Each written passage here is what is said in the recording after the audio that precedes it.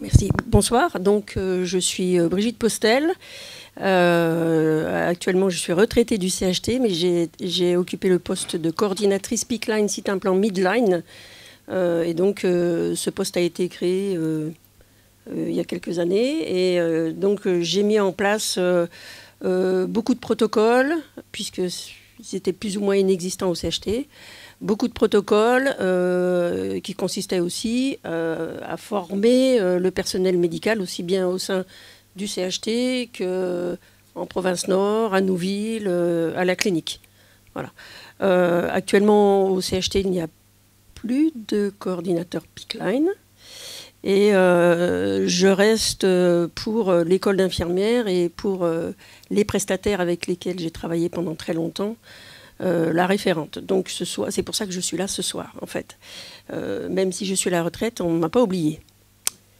Alors, on va voir ce soir la prise en charge du Pickline, qui est un cathéter central. Alors, on va faire des petites révisions, des petits rappels.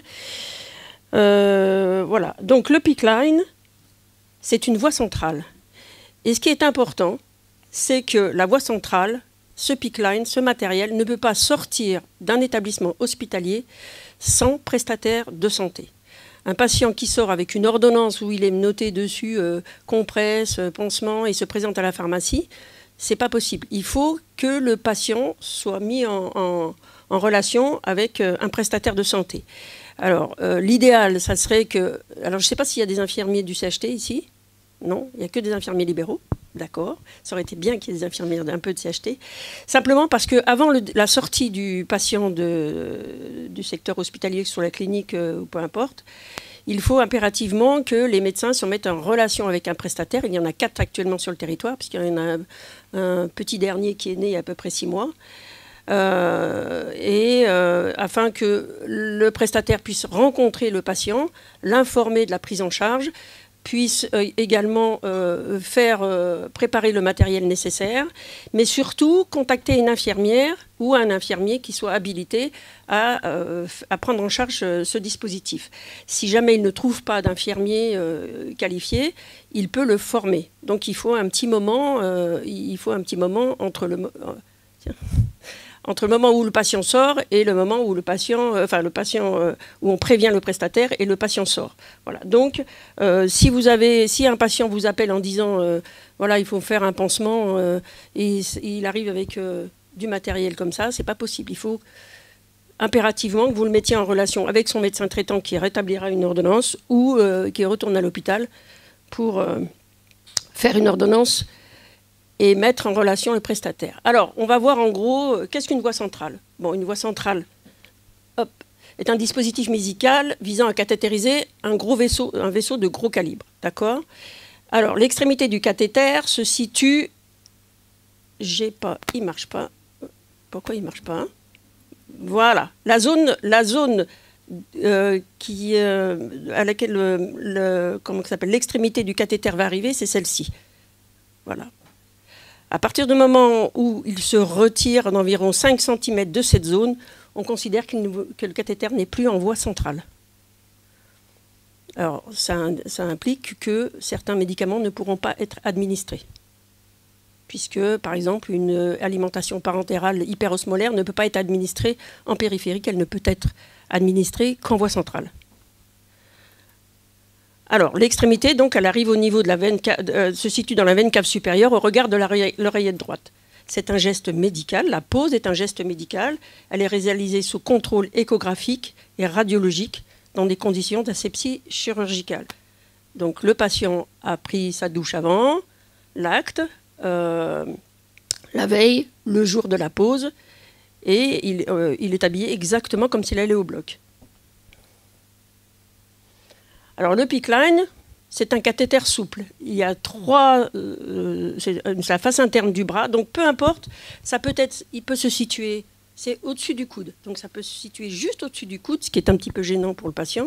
Mais ça peut se situer aussi très haut. Très, très haut. Alors, la veine que les médecins, les radiologues interventionnels préfèrent, c'est la veine basilique, parce qu'elle a un abord qui est très facile, qui est aisé. Donc, la veine basilique, elle est notée, elle est là. Alors souvent, quelquefois, ils la prennent très haut. Hein, vous pouvez avoir un cathé. C'est confortable hein, pour le patient. Plus le cathéter, le dispositif est passé haut, plus il est confortable pour le patient. Ensuite, il y a la veine céphalique qui est plus thrombogène et la veine brachiale. L'extrémité distale, donc comme je vous l'ai dit, elle arrive à la jonction de la veine cave et de l'oreillette droite. La pose éco-guidée et sous contrôle radiologique. Et la longueur, elle est ajustable. En fait, on repère la veine à l'échographie. Une fois qu'on a repéré, on met à l'aide d'un gros trocard un guide. On passe sous l'amplificateur de brillance. Le guide est suivi jusqu'à l'emplacement définitif du dispositif. Ensuite, le guide est retiré tout en laissant le trocard. Et la mesure qui a été définie est reportée sur le cathé qui est à ce moment-là sectionné, coupé pour que la distance soit bonne. Alors, s'il est posé par un anesthésiste, par exemple, en réa, il peut être posé en réa par un anesthésiste en cas d'urgence. Il sera posé exactement dans les mêmes conditions que la voie centrale, c'est-à-dire qu'on va monter le cathé, il peut mesurer 60 cm, on va le monter, et le patient est scopé lorsque il y a une fibrillation, le cathé est légèrement retiré. Ça veut dire qu'il a été chatouiller un petit peu l'oreillette, donc on le retire légèrement d'1 centimètre, et là on estime qu'on est en place. Le problème, c'est qu'on risque de se retrouver avec un morceau de cathéter très long extériorisé. C'est pour ça qu'il est préférable que cet acte se fasse en radio interventionnelle.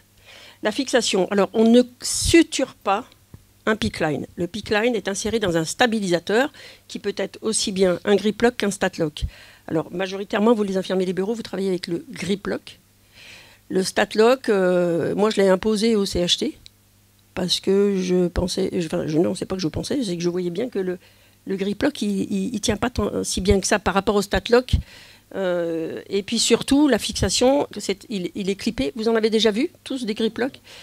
Un grip lock, oui, ben on n'en a pas. Hein. Je vous en montrerai en schéma. Le grip lock, en fait, c'est vraiment fixé. Le cathé ne peut absolument pas sortir. Alors, voilà les présentations des différents PICC lines que vous allez trouver. Jusqu'à présent, vous étiez habitués à travailler majoritairement avec ceux-ci. Ils ont un clan. À l'extrémité du pic, on mettait une valve. D'accord. Depuis quelques semaines, le CHT s'approvisionne chez Bard. Et maintenant, c'est ceux-ci que vous allez voir arriver en sortant du CHT. Alors, ceux-ci, ils n'ont pas de clan, tout simplement parce que dans cette petite zone-là, il y a une valve bidirectionnelle pression positive qui ne se change pas. Et à l'extrémité, au lieu de vous distribuer des valves, les prestataires vous distribueront des bouchons. Donc c'est un petit peu plus confortable pour vous, parce qu'il n'y aura plus d'histoire, je clampe pas, je déclampe, je mets une valve, j'en mets pas, je la change. Voilà. C'est le seul confort que vous aurez. Donc faites très attention. Alors ces PICC lines-là, il est impératif, mais vraiment j'insiste, il est impératif que lorsque vous retirerez le bouchon là, il faudra jeter ce bouchon, ne pas le remettre. Alors, il était très utilisé par les anglo-saxons, ce PICC line-là. Il a été abandonné plus ou moins depuis quelque temps, tout simplement parce que ce petit cône-là, il y avait des difficultés pour le désinfecter. Donc, ils ont abandonné au profit de ceci. Mais nous, on reprend cela. Enfin, le CHT. Après... c'est des Bard, c'est de très bonne qualité. Hein. Et au CHT, vous verrez simple lumière, double lumière. Vous ne verrez pas triple lumière au CHT. Si vous avez un triple lumière, majoritairement, ils reviennent d'Australie. C'est des patients qui reviennent d'Australie. Alors, c'est sûr que majoritairement, vous aurez ceci maintenant, mais quelquefois, puisque les patients reviennent de métropole ou d'Australie, vous aurez ceci, avec des valves. Donc, le prestataire on aura signalé au prestataire quel type de PICC line le patient a. D'accord? Alors, ben voilà un grip lock, un stat lock, pardon. Un stat lock, en fait, l'avantage, c'est que l'embase du PICC line, c'est des petits pics. Les deux petits trous de l'embase s'insèrent dans les petits pics, et là, c'est des clips et on ferme. Donc là, il ne risque plus de bouger. Le grip lock, alors il y a le grip lock avec des empreintes. Donc il suffit de mettre l'embase dans l'empreinte, de retirer le collant là. Et là c'est scratch, hop, on referme, ça reste. Attention, certaines fois l'empreinte n'existe pas, hein. Donc faites très attention, c'est sûr qu'il vaut mieux utiliser des grip lock avec empreinte. Ensuite, donc, je suis bien obligée d'en parler, puisque vous allez les trouver, hein. Ce sont les valves bidirectionnelles. Les prestataires vous fournissent les valves bidirectionnelles pression positive.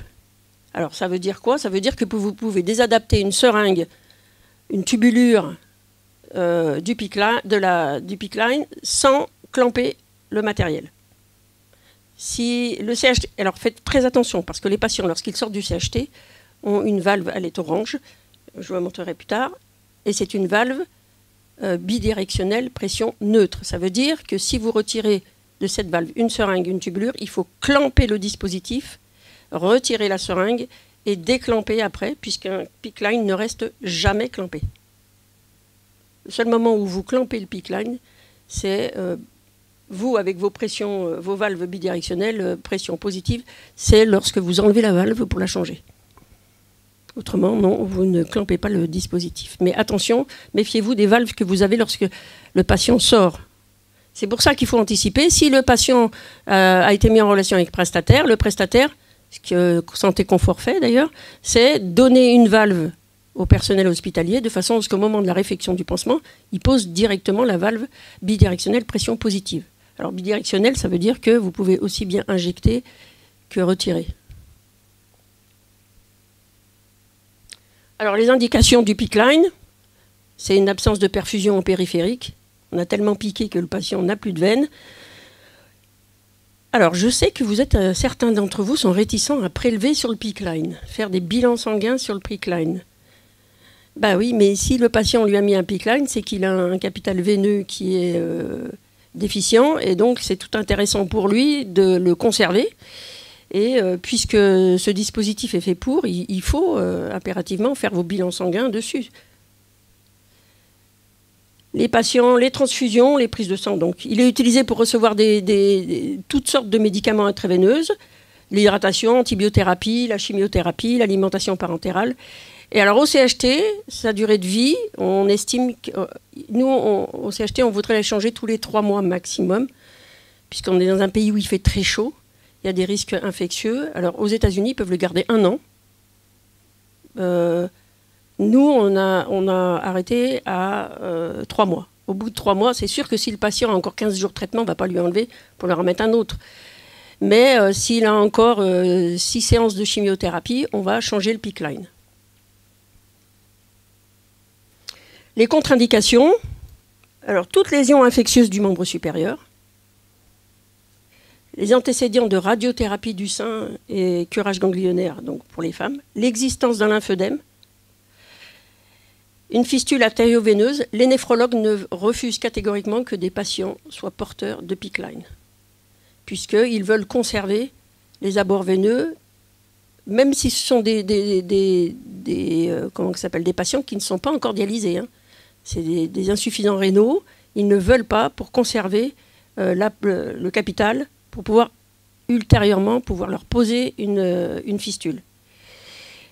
Alors, à partir du moment où il y a eu une thrombose du membre supérieur, pas de PICC line, les prothèses orthopédiques, coudes, etc. Enfin, tout ce qui a eu lésion du membre supérieur. On en a 2, donc on a le choix, on peut poser de l'autre côté. Alors, tout patient agité et confus. Ça, c'est hors de question, puisqu'on sait pertinemment qu'à un moment ou à un autre, ils vont l'arracher. Donc, ce n'est pas la peine de le poser. Ça entraîne quand même un petit acte chirurgical. Ça a un coût. Donc, patient confus, non. Et à partir du moment où il y a une septicémie décelée, on a un temps d'attente avant de pouvoir reposer un cathé central. Les avantages, donc on a un accès direct à une grosse veine. Tous les produits peuvent être passés. Donc on évite d'abîmer les veines périphériques. La pose, elle est non douloureuse. Elle se fait sous anesthésie locale. Elle est non douloureuse.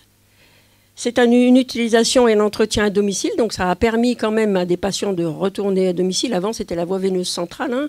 Donc là, les patients restaient au sein du secteur hospitalier. Maintenant, avec ce dispositif-là, Les patients peuvent retourner à domicile et les soins sont assurés donc par les infirmiers libéraux. Et puis c'est un confort et une liberté pour le patient puisqu'il peut reprendre ses activités, il peut retourner au travail. Alors il y a certaines contraintes quand même, il y a des choses qu'il ne doit pas faire. Alors les inconvénients, pas de bain de mer, donc quand c'est un paillet autre chose c'est un peu gênant, mais il faut vraiment que le patient fasse attention, pas de bain de mer, pas de bain en baignoire non plus. Et il doit emballer son bras dans un film plastique ou alors il se lave en plusieurs étapes, il met la tête au-dessus. Mais enfin, il ne faut absolument pas que ce dispositif soit mouillé. Les manches doivent être amples et non pas serrées. On évite le port des charges lourdes, sport de combat, mouvement répétitif du membre supérieur. Évitez toute compression, donc pas de garrot au-dessus d'un PICC line. Et le risque, par contre, c'est l'infection, la thrombose, l'embolie, on en parlera tout à l'heure, puisque il y a 4 gros inconvénients à ce dispositif quand même. Moi, je dis que les patients, il faut vraiment les informer lorsque vous en prenez en charge, et il faut qu'ils soient acteurs de son dispositif. Essayez qu'ils soient acteurs de son dispositif. C'est-à-dire que quand il sait que vous arrivez, il a dégagé la place où vous allez travailler. Il vous a peut-être préparé votre solution hydroalcoolique si vous le laissez là-bas. Il fait attention à son dispositif. Il regarde, il vous informe s'il trouve quelque chose d'anormal. Mais il faut vraiment, vraiment qu'il soit acteur de son dispositif. Alors les incidents, le trouble du rythme cardiaque au moment de la pause, mais attention aussi au moment du pansement. Parce que le PICC line, une fois qu'il est posé, il est retiré d'1 centimètre pour vous permettre de faire un pansement. C'est-à-dire qu'à la base, au point d'insertion, ce n'est pas directement en base du dispositif. Vous avez à peu près 1 centimètre. Ce centimètre-là, si vous le rentrez par inadvertance, vous pouvez créer un trouble du rythme parce que vous allez chatouiller l'oreillette. Donc, il faut impérativement que lorsque vous refaites le pansement, ce centimètre-là soit maintenu. Alors, les incidents, l'obstruction. Alors, s'il est mal rincé, l'obstruction par des précipitations, les produits qu'on injecte, la prise de sang qu'on a mal rincé après, puisque le sang est un produit aqueux, on a mal rincé, ça se bouche. Donc, c'est un des incidents.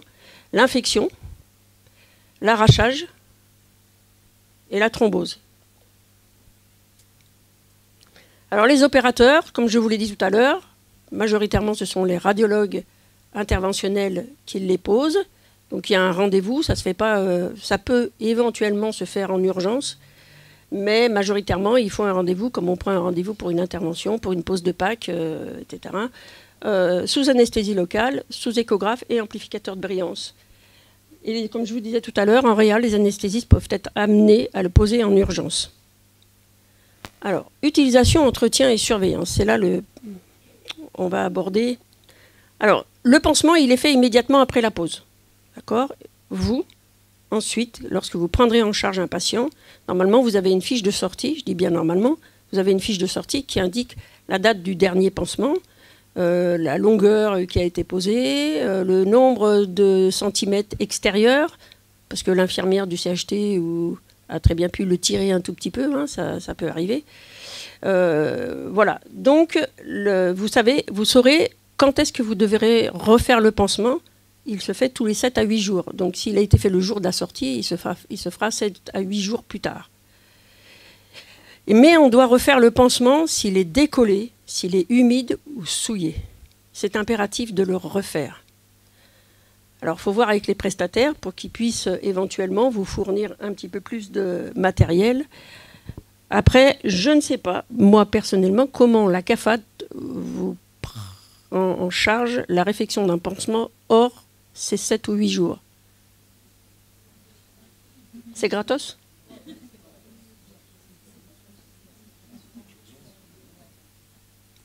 Je ne sais pas. Alors, la manipulation du PICC line. Le PICC line, c'est une voie centrale. Donc, on ne chipote pas. On doit répondre à une extrême rigueur dans les règles de l'asepsie. Le lavage des mains, entre 40, vous arrivez, vous sortez, vous avez conduit, vous avez ouvert votre portière, vous avez conduit, vous avez fermé votre portière, vous avez pris votre mallette si vous avez une mallette, donc quand vous arrivez chez le patient, vous vous lavez les mains. Ce n'est pas seulement une friction hydroalcoolique, il faut se laver les mains. Ensuite, vous vous désinfectez les mains avec une solution hydroalcoolique. Le port du masque sera obligatoire pour le patient et pour vous.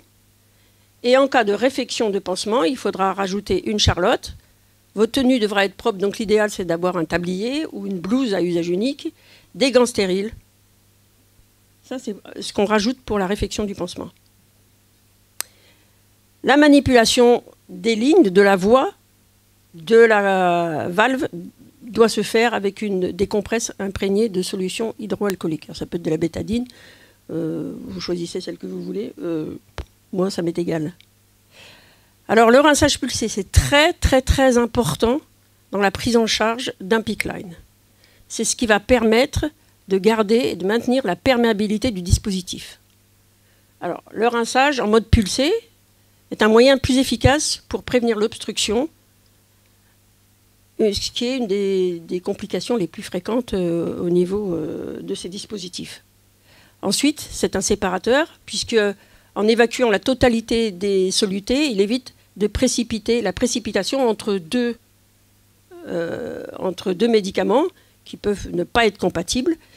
Et c'est un conservateur, puisqu'en éliminant tout ce qui est dépôt, que ce soit biologique ou médicamenteux, il maintient la perméabilité du dispositif. Alors, comment?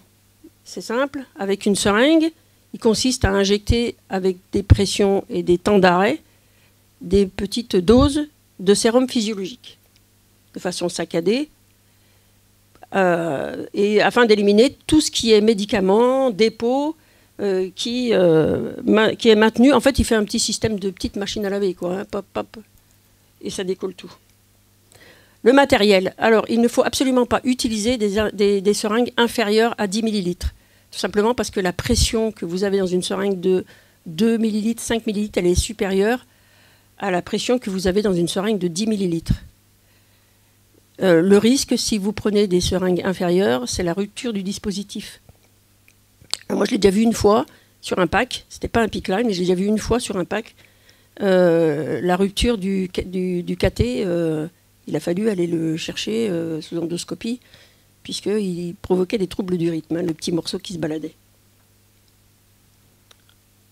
Et ensuite, quand il doit être effectué, alors c'est pour ça que c'est très important, il doit être effectué avant et après chaque injection, avant et après chaque prise de sang, avant et après 2 médicaments, et ensuite, si jamais le patient a une hydratation en continu, vous devez au minimum le faire 1 fois par jour. L'idéal, ça serait 2 fois par jour. Si vous passez 2 fois, vous faites un rinçage de façon... Parce que dans les perfusions, il n'y a pas... Que ce soit un sérum physiologique ou du G5, le G5, c'est du sucre, le sérum phy, c'est du sel.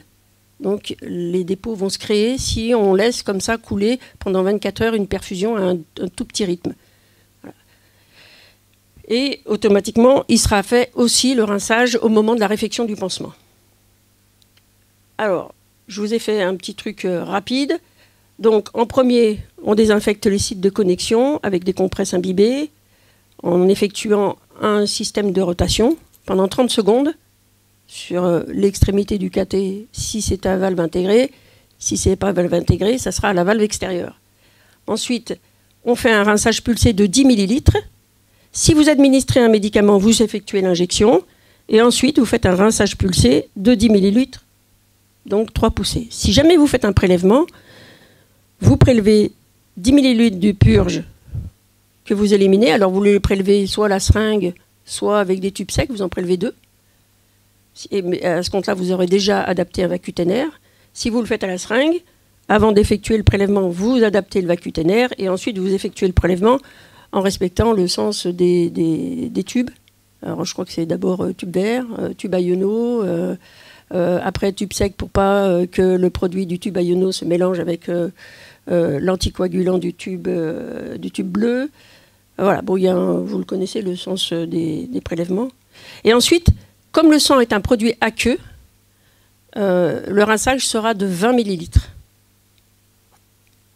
En fait, pour tout ce qui est produit aqueux, c'est-à-dire alimentation parentérale, ce sont des produits épais, prélèvement sanguin ou transfusion, le rinçage sera de 20 millilitres, toujours en pulsé. Hein. Alors, le pansement, les prestataires vous fournissent tous, hein, d'ailleurs, parce que je suis allée en voir plusieurs, hein, pour savoir s'il y avait d'autres. Ils fournissent tous, vous avez tous le Medicet perfusion, entretien, PICC-Line, Midline. Hein. Donc, il met à votre disposition ce set à pansement. Il y en a là-bas et j'en ai un sur la table. Ensuite, il vous donne une valve bidirectionnelle pression positive pour le PICC-Line avec un clan.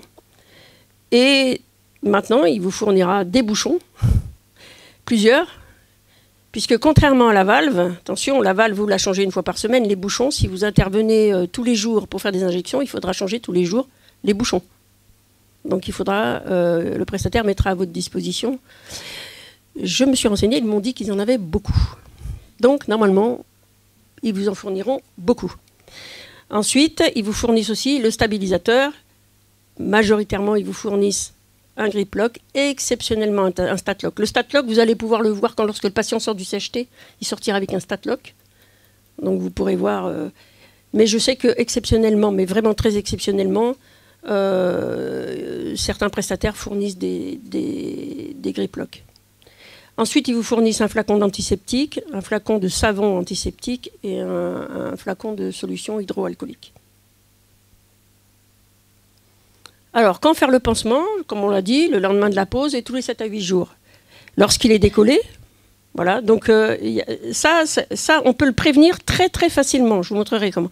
Alors, sur les photos, je vous demande de ne pas regarder ça, parce que ça, c'est pas bien. Hein, il ne devrait pas être clampé. Et là non plus, il ne devrait pas être clampé. Lorsqu'il est souillé, d'accord, ça, on ne peut pas. Même ça, on ne le laisse pas.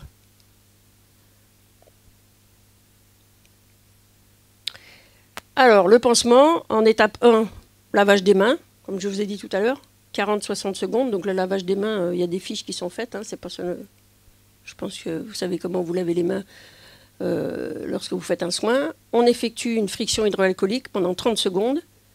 Ensuite, on ouvre le set. Alors, le set, vous le connaissez tous, le set, hein, vous l'avez tous vu, hein, c'est tous les mêmes. Hein, tous les prestataires ont le même. Hein. Donc, dans le set... Voilà.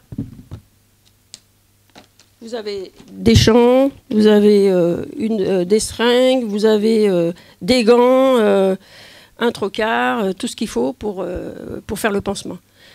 Donc, ne pas oublier, vous mettez obligatoirement une charlotte au patient, à vous. Vous mettez obligatoirement un masque au patient. Si jamais le patient ne peut pas porter de masque parce qu'il ne le supporte pas, il tourne la tête à l'opposé du pansement.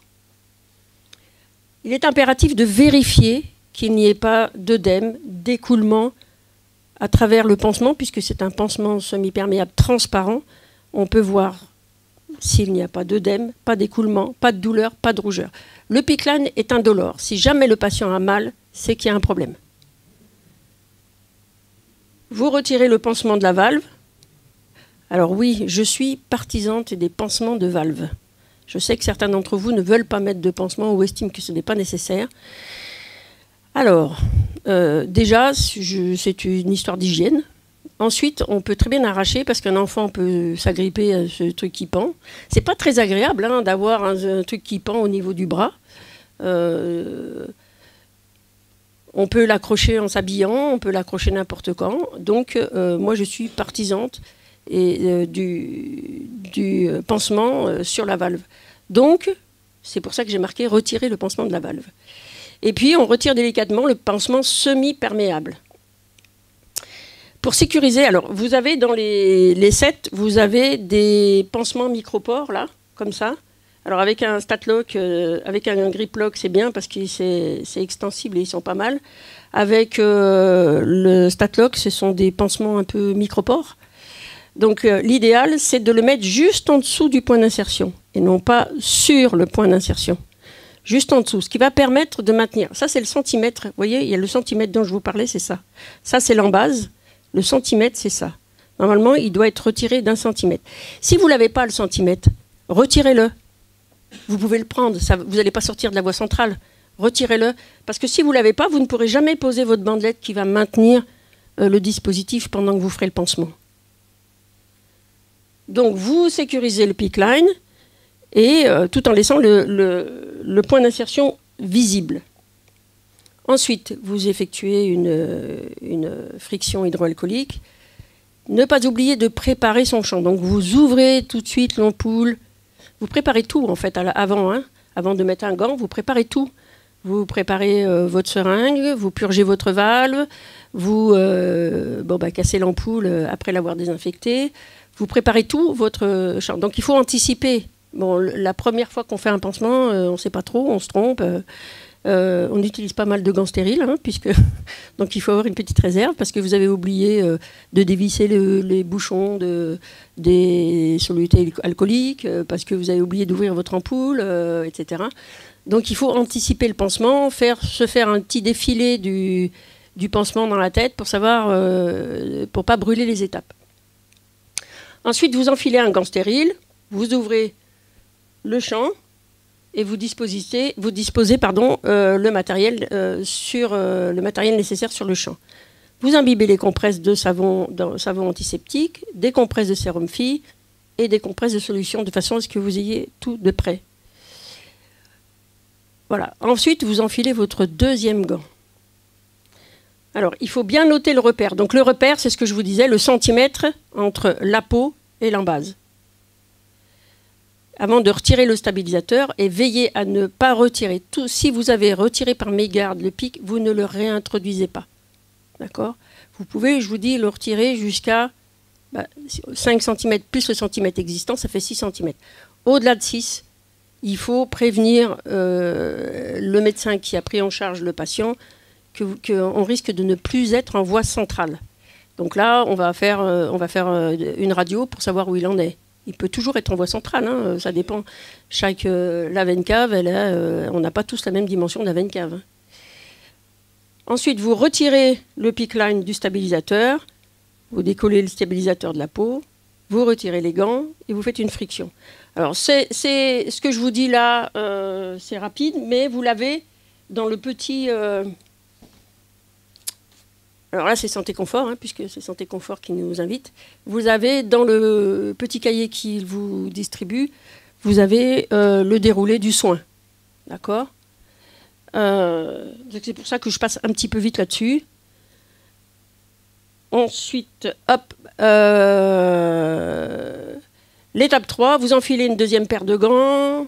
Et là, vous faites la désinfection 5 temps. Alors, on ne parle plus de 4 temps, on parle de 5 temps. Le 5e temps, alors c'est exactement la même chose, hein, sauf que le dernier temps, c'est le temps de séchage spontané. C'est-à-dire qu'à la fin, lorsqu'on a fini de désinfecter avec l'antiseptique, il faut laisser sécher 30 secondes. C'est ça le 5e temps. Il a toujours existé, hein, mais d'habitude, on ne le comptait pas, ces 30 secondes. Et en fait, il s'avère que si vous introduisez un antiseptique avec votre seringue, etc., il y a des risques de lésions veineuses. Donc, il faut à tout prix attendre que ce temps de séchage. Vous posez l'embase du PICC line dans les empreintes du stabilisateur, StatLock, ou alors dans les pics du GripLock. Hein. Vous collez le stabilisateur à la peau. La bandelette microporeuse ou le stéristrip que vous avez mis, vous n'êtes pas obligé de le retirer. Ce qui est important, c'est qu'on ait la vue sur le point d'insertion. Si vous l'avez mis légèrement en dessous du point d'insertion, vous le laissez, ça permet de le stabiliser. C'est très bien, il ne risquera pas de s'arracher. C'est une sécurité supplémentaire. Ensuite, vous mettez un pansement semi-perméable et le point d'insertion doit toujours rester visible. Donc, pas de compresse dessus. Alors, le changement de valve, les prestataires vous fournissent donc les valves bidirectionnelles. Alors, ça, c'est pour les PICC line. Maintenant, il faut que je fasse attention parce que ce sont les PICC line à clan. Donc, les valves bidirectionnelles pression positive. Donc, vous n'êtes pas obligé de clamper, déclamper pour retirer une tubulure ou une seringue. Mais attention, les patients qui sortent du Medipôle ont celle-ci. Celle-ci. Et celle-ci, c'est neutre. C'est une bidirectionnelle pression neutre. Donc là, vous êtes obligé de clamper le dispositif avant de retirer la tubulure ou la seringue. Et ensuite, une fois que vous l'avez retiré, vous déclampez le dispositif. et je ne cesserai de répéter qu'un dispositif ne reste pas clampé. Le changement de valve, bon, il est changé à chaque fois qu'on refait le pansement, quelle que soit la fréquence. Donc si au bout de 2 jours, le patient vous rappelle en disant « il s'est décollé », on change la valve. Alors vous n'oubliez pas, avant de changer la valve, de l'avoir préparée. Donc vous purgez la valve avec la seringue de 10 ml que vous laissez adapter. Avec une compresse imbibée de désinfectant alcoolique, vous maintenez la voie et vous retirez l'ancienne valve. Vous vissez la nouvelle valve. Alors vous déclampez le PICC line, il avait été clampé auparavant avant de retirer évidemment la valve, et vous effectuez un rinçage pulsé. Vous déconnectez la seringue sans toucher le clamp pour les infirmiers libéraux, je parle, s'il s'agit d'une valve bidirectionnelle pression positive. Alors je répète, donc en cas de valve pression neutre, il faut clamper et ensuite déclamper. Un PICC line ne doit en aucun cas rester clampé. Alors, il y a des choses que je répète comme le clamp, la désinfection, parce que c'est important, hein, c'est très important. Alors, évidemment, un PICC line a ses inconvénients et il y a 4 complications qu'on rencontre le plus fréquemment. C'est l'arrachage, l'infection, l'obstruction et la thrombose. Dans cet ordre-là. Hein. Alors, l'arrachage. Alors, il y a une petite astuce. Donc, moi, je dis que la valve, elle doit être protégée par un pansement. C'est un point d'ancrage supplémentaire. Comme ça, on est sûr qu'il ne s'arrachera pas. Il y a une petite chose qu'on peut faire aussi, puisque vous avez des mépitèles, vous, majoritairement, ou je ne sais plus les autres, si le mépitel ne marche pas. Le mépitel, en fait, c'est un pansement qui a été conçu pour les peaux fragiles. Donc, c'est sûr qu'il a un maintien qui est moins bon qu'un Opsite ou que ces pansements-là. Lorsque j'étais au CHT, j'ai demandé à ce qu'on commande ce genre de pansement avec un retour. Ce retour, en fait, on le met sous le PICC line. Une fois qu'on a fait le pansement, on le met dessous. Ce qui fait que si on tire le PICC line, il ne peut pas sortir. Donc ça, vous pouvez le faire avec une petite cravate, avec un sparadrap ou un micropore. Mais ce petit retour-là, c'est important, c'est intéressant de le faire. Hein. Et puis, donc, comme je répète, hein, le pansement de la valve, ne serait-ce que par hygiène, hein, une valve qui se balade, c'est pas hygiénique. Hein, et c'est source d'infection si on la désinfecte mal ou on la prend on la prend de mauvaise façon. L'infection, la deuxième. Alors, il y a 3 modes de colonisation d'un cathéter. Alors, point d'entrée cutanée. Alors, déjà, une des choses, il y a cette diapo, mais une des choses, une des premières infections se situe lorsque l'infirmier prépare la solution qu'il doit injecter. Si vous devez injecter des antibiotiques, il est impératif, lorsque vous décapsulez le bouchon de l'antibiotique, de désinfecter l'opercule. C'est vraiment impératif. La première infection se situe là. Si vous ne le désinfectez pas, vous prenez un germe, c'est clair que de toute façon, ce germe se retrouvera dans le PICC line. Donc on désinfecte d'abord tous les opercules des antibiotiques ou des produits qu'on va administrer. Donc il y a la voie extraluminale, point d'entrée cutanée, 35%. Ça représente 35%. Majoritairement, ce sont des staphylocoques. Ce sont les germes du patient ou les germes du soignant. Mais si on désinfecte bien, ces 35% devraient être éliminés. Ensuite, il y a la voie endoluminale, 50%. C'est les manipulations, les perfusions, donc ce dont je vous parlais, les connexions, les cathéters, etc. Ça représente quand même 85%. Ça veut dire que 85% des infections sont induites par les soignants. Le reste, voie hématogène, c'est indirect, c'est un germe foyer septique à distance que le patient avait dans son organisme, mais ça ne représente que 15%. D'où la nécessité de vraiment travailler de façon aseptique. Ensuite, la surveillance. Alors, lorsque vous avez un écoulement, une rougeur, une douleur, une température avec sueur et des frissons, ça doit vous alerter. C'est pour ça que je vous disais tout à l'heure qu'il faut vraiment que le patient soit acteur de son dispositif. Il faut qu'il vous dise si jamais il a de la fièvre, si jamais il a eu froid, il a des frissons. La rougeur, vous la verrez, mais la fièvre, vous la verrez pas, sauf si vous le dit pas. La douleur, si vous le dit pas, vous la verrez pas. Donc il faut impérativement... Or, vous pouvez questionner le patient, est-ce que tu as mal, est-ce que tout va bien Alors nous avons l'obstruction, la 4e, qui représente 2 à 5% des complications. Elle est due à un thrombus, à des précipités d'origine médicamenteuse, à des dépôts lipidiques. Donc, mauvaise manipulation, mauvais entretien de la part des soignants, majoritairement. L'obstruction d'un PICC line, il faut en informer. Alors, le PICC line, il peut être obstrué lorsque vous poussez, avoir une certaine résistance.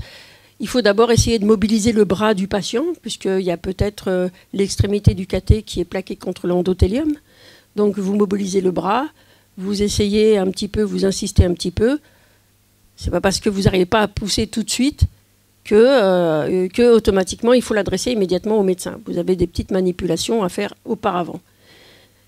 Par contre, si le médecin demandera une désobstruction à l'urokinase, ça veut dire que le patient doit être dirigé vers le secteur hospitalier, donc les urgences majoritairement, afin qu'on puisse lui administrer ce produit qui n'est délivré essentiellement qu'en secteur hospitalier.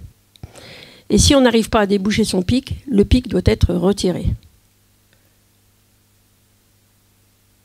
Alors, la désobstruction à l'urokinase ne fonctionne que pour les voies centrales, pas pour les voies périphériques.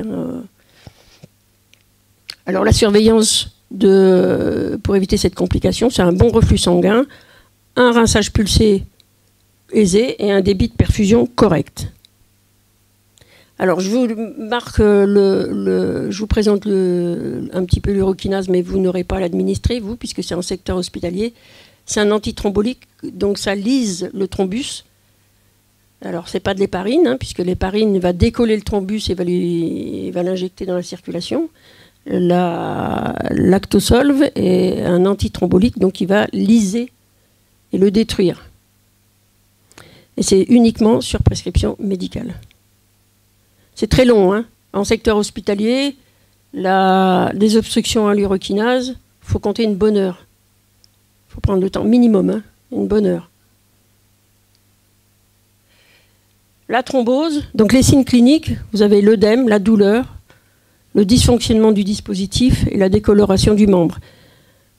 Alors, certaines fois, les patients n'ont pas dans l'ordre œdème, douleur. Des fois, les patients n'ont pas du tout de douleur, mais vous voyez apparaître un œdème. Mais le patient n'est pas douloureux. Bon, il faut arriver à la décoloration du membre. Je pense qu'on a déjà... il s'est déjà signalé, le patient, quand même. Hein. Alors, il y a différents types de thrombose. Hein. La vraie thrombose, vous voyez, c'est... hop. Donc là, ça dépend où se situe la fibrine. On peut très bien avoir un tout petit... Le produit peut encore passer. Là, à partir du moment où c'est comme ça, tout est bouché. C'est une thrombose sévère. Et la thrombose, de toute façon, entraîne systématiquement le retrait du dispositif. Hein. Alors pourquoi ? C'est souvent une lésion de l'endothélium. Alors l'endothélium, c'est la paroi celle qui est le plus en contact, la paroi veineuse qui est le plus en contact avec le sang. Il y a les mécanismes d'hypercoagulabilité, par exemple dans le lupus qui est une pathologie où les patients présentent aussi bien une coagulation importante qu'une décoagulation. Certains cancers et le mauvais entretien du dispositif. Alors l'examen, c'est l'écho-Doppler qui pourra diagnostiquer ou non la thrombose. Alors le retrait est obligatoire. Ce qui veut dire aussi que ce qui entraîne pour le patient un traitement anticoagulation minimum 3 mois. Minimum. Au bout de 3 mois, il repassera un écho-Doppler pour voir si la thrombose est toujours existante ou non. Donc on peut encore prolonger son traitement anticoagulant. Et surtout, ça veut dire aussi que plus jamais aucun dispositif ne pourra être monté sur cette voie. Donc si la thrombose se situe au niveau de la veine cave, cette veine cave-là, celle-là, une fois qu'elle sera lésée, on ne pourra plus l'utiliser pour poser un dispositif. Pas de pack, ça veut dire aussi pas de pack, pas de pic. Il n'y a pas de traitement préventif. Hein. On ne va pas mettre tous les gens sous anticoagulants dès qu'on leur pose un PICC line. Voilà. Alors la surveillance, elle est effectuée à chaque intervention sur le PICC line. Donc l'injection, branchement, de prise de sang, pansement, vous devez toujours vérifier, avant d'injecter quoi que ce soit, vous devez toujours vérifier qu'il n'y ait pas d'écoulement, de saignement, etc. Vous visualisez le point d'insertion, donc vous éliminez l'écoulement, la rougeur, la douleur, et il y a une traçabilité. Alors dans les petits cahiers que vous fournissent les prestataires, à la fin, vous avez une feuille de surveillance. Donc chaque fois que vous intervenez sur le PICC line pour la réfection du pansement ou surveillance générale, vous devez remplir ce petit papier. Si vous avez un doute sur la perméabilité, sur des signes qui montreraient une infection de ce dispositif, vous devez en informer le prestataire. Et vous devez voir avec le médecin traitant du patient pour la conduite à tenir après. Alors le retrait du PICC line, vous pouvez retirer le PICC line, il n'y a pas de souci, puisqu'il y a un texte, l'article R4311 du Code de santé publique qui vous l'autorise. Le problème, c'est que pour vous, infirmiers libéraux, il faut que vous puissiez le retirer en présence d'un médecin. C'est une voie centrale pour éviter toute hémorragie.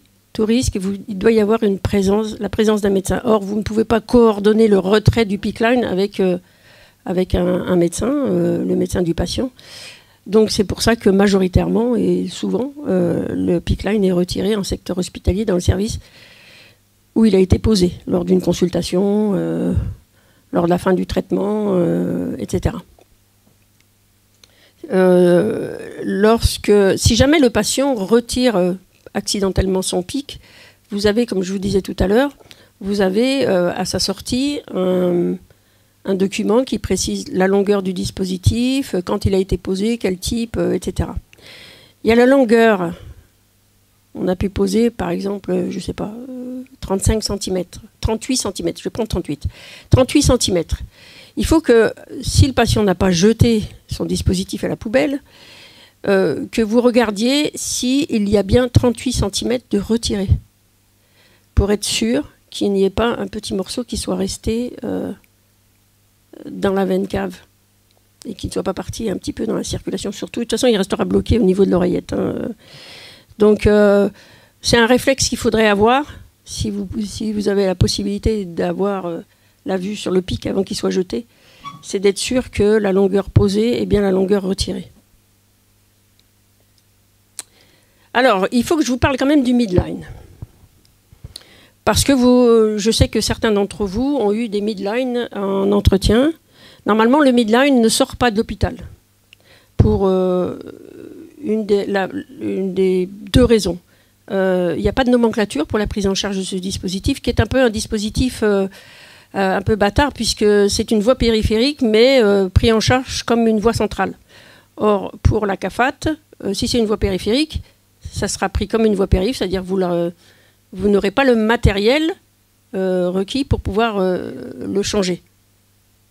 Enfin, le prestataire vous donnera, mais c'est au niveau simplement rémunération. Hein, donc comme il n'y a pas de nomenclature, on ne laisse pas. De plus, le midline, je dois avoir un dessin. Voilà.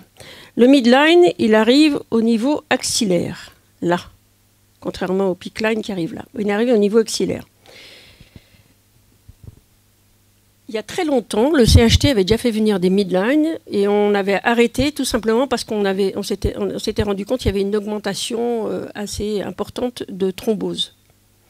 Tout simplement parce que, au vu de sa position et des mouvements que l'on fait, l'extrémité qui était quand même si elle est souple, elle est rigide, elle reste quand même avec une certaine rigidité, elle va chatouiller l'endothélium et donc créer un saignement qui va entraîner un thrombus. On l'a repris avec du matériel, avec un Vigon, c'est fourni par Vigon, qui n'est pas un bon matériel.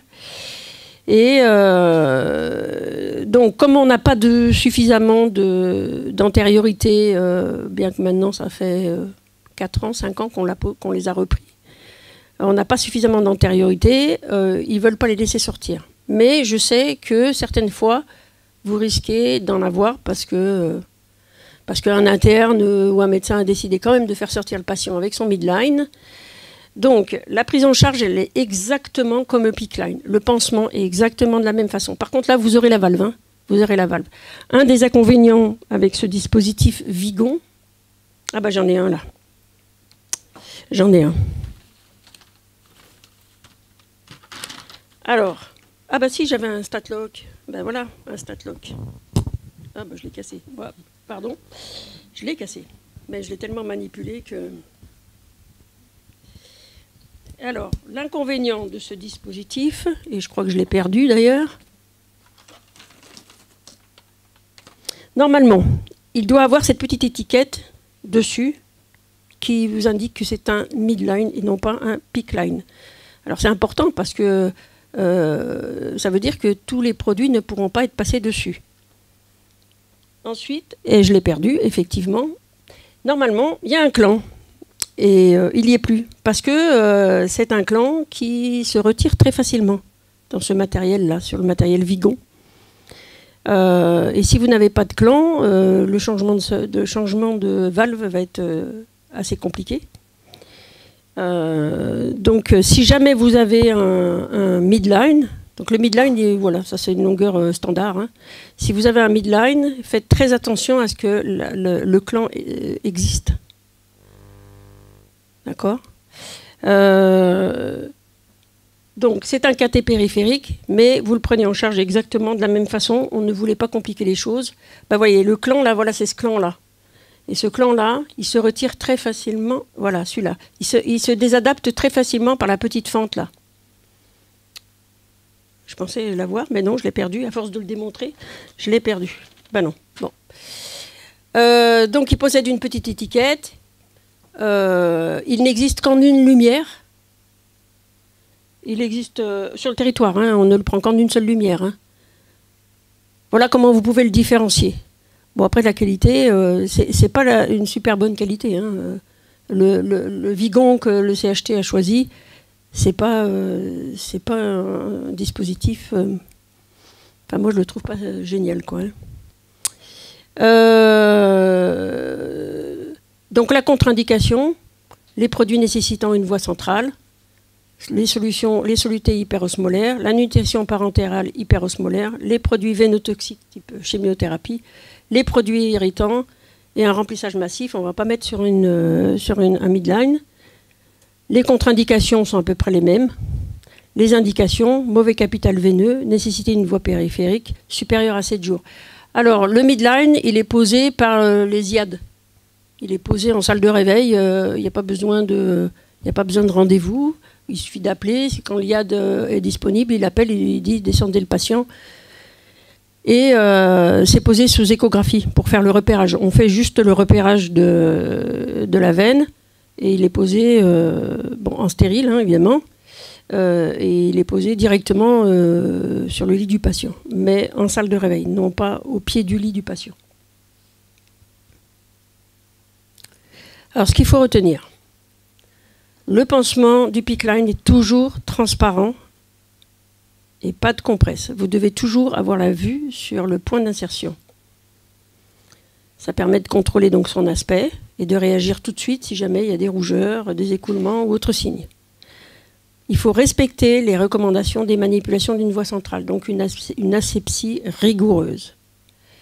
Vous manipulez, vous désinfectez toutes les lignes ou les valves avec des compresses stériles imbibées, imprégnées d'antiseptiques alcooliques. Vous utilisez des seringues supérieures à 10 ml, des Luerloc. Vous pouvez très bien utiliser des Luer si vous n'avez pas de Luerloc. L'idéal, ce serait d'avoir des Luerloc, puisque elles peuvent se désadapter. Alors, le vacuténaire, il existe en Luerloc, mais je sais le CHT n'en a pas. Le vacuténaire, lorsqu'on le pose, il suffit simplement de faire une petite rotation, soit sur la droite, soit sur la gauche, pour qu'il tienne.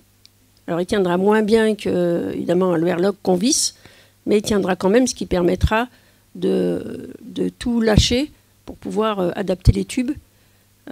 Exactement pareil pour les seringues, hein, d'ailleurs. Hein. Vous faites un quart de tour sur la droite ou sur la gauche, et ça vous permettra de maintenir le dispositif. Vous respectez le système clos, on limite les manipulations, on utilise le matériel adapté, on remplace l'obturateur, donc c'est-à-dire sur la valve, sur le bouchon, par un dispositif stérile. Alors, il y a il y a ce monsieur-là qui est atteint d'un cancer, qui a fait avec un infirmier une présentation, elle est très intéressante. Et c'est la vue du patient, comment lui il ressent son PICC line. Donc c'est très intéressant et vous pouvez donc aller voir ce document qui existe sur YouTube. Voilà. Je vous remercie. J'ai été rapide, hein, je suis désolée, on m'a dit d'être rapide. Mais il y a les questions, vous pouvez les poser, il n'y a aucun souci. Alors, j'ai une petite astuce aussi. Si jamais vous avez vos pansements Mépitèle qui se décollent très facilement, lorsque vous refaites le pansement, une fois que vous avez fait la désinfection 5 temps, vous faites un champ assez large avec de la bétadine alcoolique et vous laissez sécher. La bétadine alcoolique a un pouvoir collant. Et après, vous mettez votre Mépitèle dessus et le pansement tiendra plus longtemps. Il pourra tenir jusqu'à 7 à 8 jours. Parce que je sais qu'il y a des patients qui transpirent beaucoup, il y a des patients pour lesquels ça ne colle pas. Hein. Il y a des pansements qui ne collent pas. Hein. Voilà, c'est comme ça. Donc en mettant un petit peu de bétadine autour, à condition évidemment que le patient ne soit pas allergique à l'iode, le Mépitèle pourra tenir les 7 ou 8 jours au lieu de 4 jours. Je sais qu'il ne tient pas longtemps le Mépitèle. Voilà. Est-ce que vous avez des questions ?